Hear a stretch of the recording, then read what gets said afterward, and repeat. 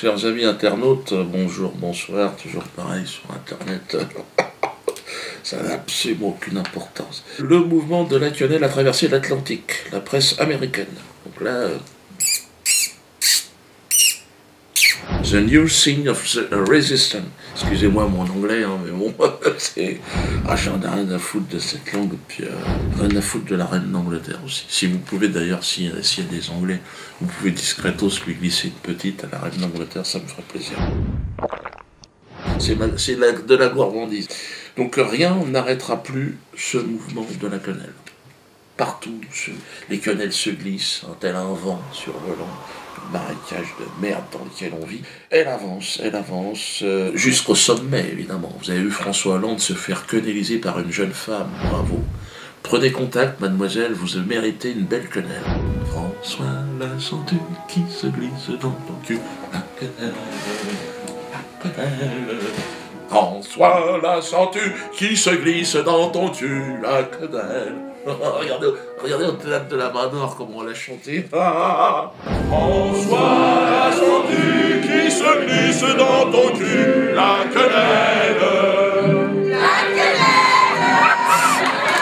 La sens-tu qui se glisse dans ton cul? La quenelle. Bien sûr, les quenelles se glissent jusqu'au sommet de cette pyramide d'excréments, sur laquelle est assise cette vieille prostituée de démocratie, on peut le dire comme ça, parce qu'aujourd'hui, on n'y croit plus. On n'y croit plus, il va falloir inventer un autre système. C'est vrai, vous avez vu la visite de François Hollande en Israël. J'avais honte. Monsieur le Président, bienvenue en Israël. Vous êtes un vrai ami d'Israël. Vous avez vu notre monarque socialiste se prosterner devant ses maîtres. Oh merde. Fragile, timide, comme ça, il était là. On aurait dit une jeune adolescente offerte en mariage à un vieil oncle pédophile. Tu sais. Il arrive dégueulasse. À un moment donné, j'ai cru qu'ils allaient lui pisser dessus, même, pour s'amuser comme ça. Non, j'avais mal quand même, parce que... Bon, même si François Hollande ne représente que lui, et que son pays c'est là-bas quelque part. Bon, il y a quand même des limites, il parle le français. Nous, on peut quand même s'identifier à un moment donné. Bref, revenons à la quenelle, parce que c'est ce qui nous intéresse. Et plus précisément, celle glissée sur la chaîne du porno et de la bien-pensance. Canal+, qui donne des leçons de morale aujourd'hui, c'est intéressant. Un jeune maître quenellier, premier échelon, qui est en stage, nous a offert une très belle performance. Voici l'émission d'hier et je vais vous demander de vous concentrer sur cette personne ici derrière. Et voici le fameux geste limite. Vous l'avez dit. Et il l'a fait 16 fois, beaucoup, pendant toute l'émission. Une très belle performance, très surprenante, en glissant une barquette de 16 quenelles, sauce écrevisses et champignons, exécuté avec brio, dans une émission poubelle dont j'ai déjà oublié le nom. Quelques feintes, on a vu des feintes. Regardez plutôt, c'est intéressant. Je me gratte. oui, c'est ça, juste après. Voilà, et je commence dès demain. Et hop, je le fais. Elles ont été glissées en règle, bon, avec une certaine timidité, une frilosité, mais tout à fait normale. Alors le lendemain, le présentateur de cette foutaise télévisuelle, Yann Barthès, alors lui, c'est parti en cacahuète. Il s'est ému. Il s'est excusé au nom de la chaîne. Pauvre petite chatte, il avait mal. Voilà, nous vous présentons toutes nos excuses pour cette intrusion visuelle nauséabonde. Parce que c'est quand même un cuistre de feindre de ne pas connaître la signification de la quenelle. Oui, un salut nazi, on sait pas. Attention, Yann Barthès. Pour les uns, c'est un bras d'honneur. Pour d'autres, c'est clairement une référence au salut nazi. Il sait pas trop, le salut nazi. Il est flottant. Bah, tu m'étonnes qu'il est flottant. Parce qu'il oublie de nous préciser qu'il a exécuté ce même geste quelques mois auparavant. L'image du jour, c'est donc ça. Toi aussi, tu as glissé des quenelles, regarde. Vous ne remarquez rien sur ces images? Non. Vous ne remarquez rien. Alors, tu sais pas si c'est un salut nazi? Ferme ta gueule, putain, les mecs. Alors que t'es la pétoche, que tu veux pas te faire virer de ton boulot, Yann, parce qu'à un moment donné, je vais être obligé de lever le ton. Je comprends, parce qu'avec le talent que t'as, tu te retrouveras pas de boulot. Tu finiras clodo à manger du caca sur le trottoir. Alors, je veux dire, Yann Barthès, c'est vraiment la donneuse. Je veux dire, toi, pendant les belles années, il fallait pas venir se planquer dans ta cave, parce qu'attention. Et il a tout balancé, le mec qui a fait la cannelle, vous avez balancé son nom, là où il bosse et tout, le mec il a eu plein d'emmerdements, il m'a appelé, et il sait plus où se mettre le mec. On s'est renseigné, celui qui a fait ça sur notre plateau s'appelle Hamza, il a 22 ans, il est étudiant en histoire à la Sorbonne, il a fait de la télé sur le web, il poste aussi des tweets sur, je cite, les amis criminels de guerre du Premier ministre israélien Netanyahou. Ok Yann? Ou je continue, hein? C'est un salut nazi ça, regarde. C'est nazi ou c'est pas nazi ça? Et c'est là que ça devient nébuleux. Bon, je sais que t'as eu la LICRA au téléphone, hein, qui t'ont soufflé dans les bronches.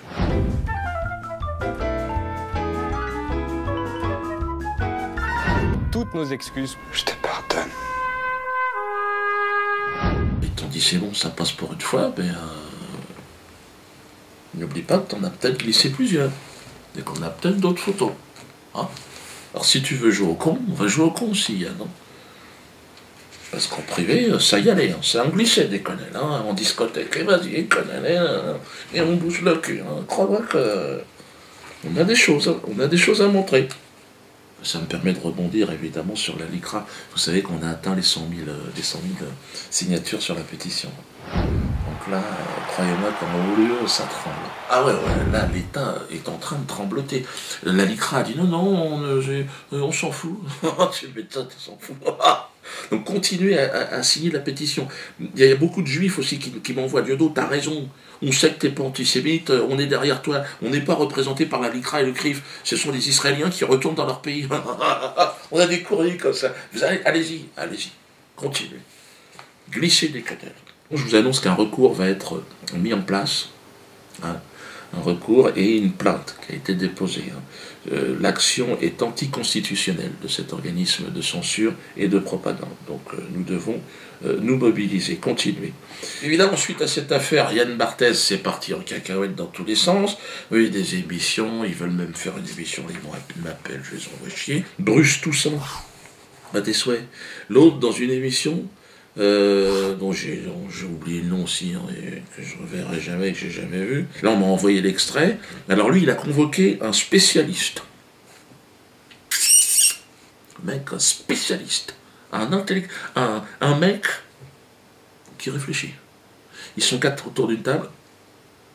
Allez, on va bouffer. Tu vois, ils ont vraiment... Et lui, c'est un intellectuel. Christophe Barbier, spécialiste de la Deuxième Guerre mondiale, et des nazis, des mangeurs d'hommes, tout ça.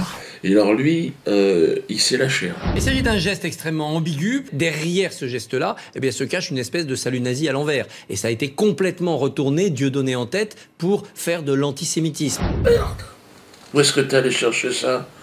Alors en fait, c'est les propos qu'il a repris du suprématiste juif Alain Jakubowicz.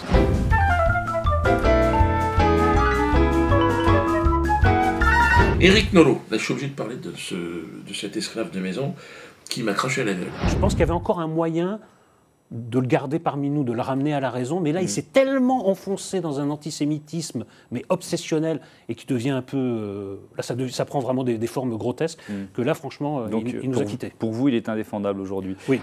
Quelque part, je m'en fous, mais bon, il se croit plus malin que ses maîtres, l'autre. Et puis alors, tu vois, si on devait comparer le show business à une plantation d'esclaves, bon, moi j'ai été un aigle marron, je me suis enfui. Et lui il dit oui, il fait plus partie de la maison, il est parti. Ah bah oui, il est parti. Éric Nolot, je suis parti. Et je suis parti en courant, et je cours encore. Il est hors de question que je revienne dans le circuit du show business. Ah non, ça c'est terminé. L'idée de me retrouver bloqué sur un plateau aujourd'hui, hein, chez Drucker, obligé d'écouter chanter Patrick Bruel jusqu'à la fin,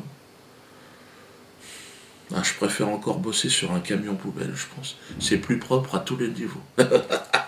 Il est libre, c'est parti avec Éric Nolot qui sort aux éditions Hugo et compagnie un livre avec Alain Soral, Dialogue désaccordé. Tiens, que j'ai regardé d'ailleurs, Nolot. Heureusement que Soral est dedans, parce que sinon tu t'endors. Tout ce que tu racontes, c'est de la merde. Tu t'es fait humilier, je veux dire, vous jouez pas dans la même catégorie. Alors en plus, tu nous lâches quatre noms d'auteurs, le blase de 3 Russes ou d'un Tchèque qui a écrit dans... Mais c'est pas avec ça que tu vas nous faire vibrer, mon pauvre ami. Et puis tu mens. Tu es une sale menteuse.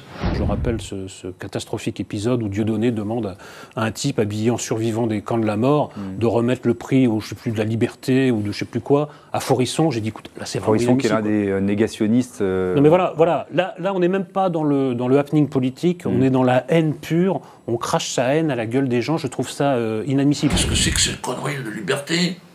J'ai jamais fait ça. C'est le prix de l'infréquentabilité. Renseigne-toi avant de dire que je suis la haine pure. Mais t'es malade ou quoi? C'est de la diffamation, Nolo. Excuse-toi, putain, ou je porte plainte. Alors tu dis que je suis infréquentable, d'accord, mais je l'ai remis le prix à Robert Forisson, qui est le plus grand infréquentable de France. Ah, bon, aujourd'hui, je suis en train de le rattraper, doucement. Mais c'est du boulot, hein, ça fait 2 ans que j'y suis, moi. Et je l'ai eu au téléphone l'autre jour, il m'a dit, t'as encore du boulot, hein. Ouais, je l'aime bien, c'est un ami, Robert. Je préfère discuter avec Robert pendant 1 heure qu'avec toi, Nolo. J'ai rien à te dire, moi. Donc oublie-moi, ferme ta gueule. Et surtout, arrête de raconter des mensonges. Alors, le mariage pour tous.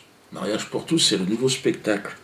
Bon, c'est un sujet, évidemment, le mariage pour tous. J'en parlais encore à mon fils hier soir. Ouais, lui, il veut être dans l'humanitaire. Je lui ai dit, mais non, l'humanitaire, c'est de la merde. Je lui ai dit, lance-toi plutôt dans le trafic d'organes. Ben oui, la vente de gosses, la location de ventre, c'est un secteur qui va exploser. Avec le mariage pour tous. C'est pas en s'enculant que les gens vont... Enfin, avec amour, bien sûr. En s'enculant avec amour, mais même avec énormément d'amour, ce qui va en sortir, ça n'ira jamais à la maternelle. Non, puis nous, on a la chance, on est en Afrique, on a une réglementation assez souple. Ils viennent de démanteler une usine à bébés au Nigeria, là, au pays voisin. Un jeune entrepreneur, on est qu'en Afrique que tout être. Pareil, il s'est fait choper, il n'avait pas cotisé aux droits de l'homme. Enfin, c'est pour ça que j'ai voulu faire une pièce là-dessus, pour expliquer ce que j'en pense, parce que c'est vrai qu'il y a quand même de quoi rigoler. Bon, je l'ai écrite et mise en scène. Je joue pas dedans, attention. Ne croyez pas que je suis dans cette pièce. Mais je l'ai mis en scène et il y a ma voix off aussi dedans. Donc c'est tous les mardis et mercredis. Allez-y vite avant que ça soit interdit, parce que Delanoë, il est sur le coup, à mon avis. Ils en font pas la promotion.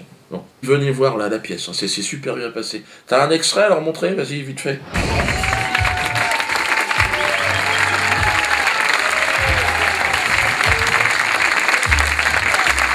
Alors, bon, je termine avec Chouananas. Résultat, le 28 novembre prochain. Prison pour Dieudo. Je crois que je vais y avoir droit. Normalement, j'ai mes 20 jours. Je vais voir si je... Hein, on va croiser les doigts. Ah ouais, j'espère que je vais vraiment aller un petit peu en prison. Déjà parce que j'en ai rien à foutre, il faut quand même que je vous le dise. C'est sur une jambe que je vais les faire. Et puis alors c'est une promotion extraordinaire. Ça va me permettre d'écrire mon prochain spectacle. Hein, et puis de rencontrer tous les maîtres quenelleurs. Il y a tout un tas de surveillants, des mecs, une 20aine de jours. Puis je vais rencontrer le tireur là. Le mec Abdelhakim. Ouais, bon, il a pris des médocs, il dormait dans sa bagnole. Heureusement ça m'est pas retombé sur le dos. Il a écrit une lettre et tout, il paraît là. Ça vient d'arriver, ils viennent de le choper là. Abdelhakim là. Il a tiré sur le. C'est la Libération sur un photographe, je sais pas quoi. C'est vrai que c'est de la merde ce qu'ils font. Aujourd'hui c'est internet, il n'y a plus de journalistes. On s'en fout des journalistes, mais bon, de là, aller leur tirer dessus, je sais pas. Abdelhakim, je sais pas. Mais je vais peut-être avoir l'occasion d'en parler avec lui. S'il est réveillé, on va voir. Mais moi je suis non-violent, j'ai toujours pensé que les quenelles c'était plus efficace que les fusils. Je trouve que ça va plus loin, ça apprenne mieux la société, et puis surtout on va gagner. Et d'ailleurs aujourd'hui on le voit, hein.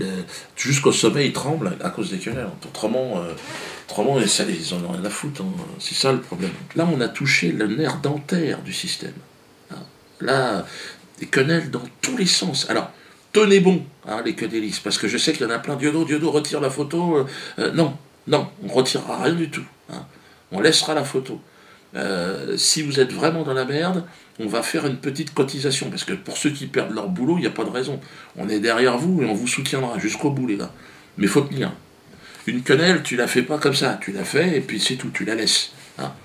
Donc à tous les copains militaires, tous les copains gardiens de prison, tous les copains flics, tous les copains détenus, tous les copains quenelleurs, une quenelle, ça s'assume. Une fois que tu l'as mis, terminé. C'est parti. C'est parti, on revient plus là-dessus.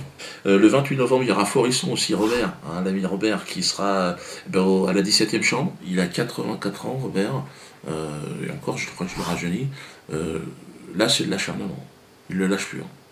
Et donc, allez le soutenir, ça sera à la 17e chambre, le 28 novembre à 13h30. Moi, là, ça sera Fofana. Alors, Fofana, c'est la nouvelle affaire Chouananas. Vous savez, j'anime un atelier d'écriture de chansons potaches avec la maison d'arrêt donc de Poissy. Hein, donc cette chanson Libéré Fofana a été écrite par ma fine équipe, hein, Germain Gueff, Stranieri, Carlos évidemment, hein, le commandant Carlos. Donc, et cette chanson n'a pas plu à la LICRA, hein, toujours les mêmes. Donc signez la pétition. Et donc nous serons donc pour nous en expliquer. Donc venez nombreux aussi le 13 décembre. Hein, venez avec des ananas, venez aussi pour leur dire aussi, mettez des quenelles. Hein, franchement, laissez-nous tranquilles. Mais j'ai envie de dire à ces associations, aux partis, au ministère public, laissez-nous tranquilles. Parce que nous, contrairement à Abdelatif, on a décidé de faire ça en souplesse, mais lâchez-nous la grappe. Hein. Mettez-nous en tôle, mais on va être nombreux à y aller, hein, parce que là, on commence à en avoir plein de cul. Rendez-vous samedi prochain pour la quenelle. Il y a le bal de la quenelle. Donc c'est le 21, si je dis pas de conneries, le 21 juin. Hein. Donc là, ça va devenir complètement fou. Je vous parle pas de l'équipe de France de football. Mais ce que je peux vous dire, c'est qu'il y a une surprise qui va arriver. Il y a une quenelle qui a été glissée et qui devrait, à mon avis... Là, ils vont la voir dans le cul. Ils vont la voir dans le cul.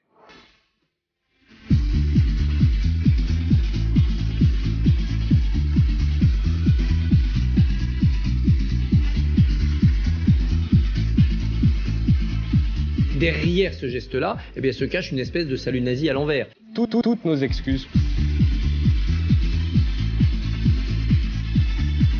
Toutes nos excuses. Salut nazi à l'envers.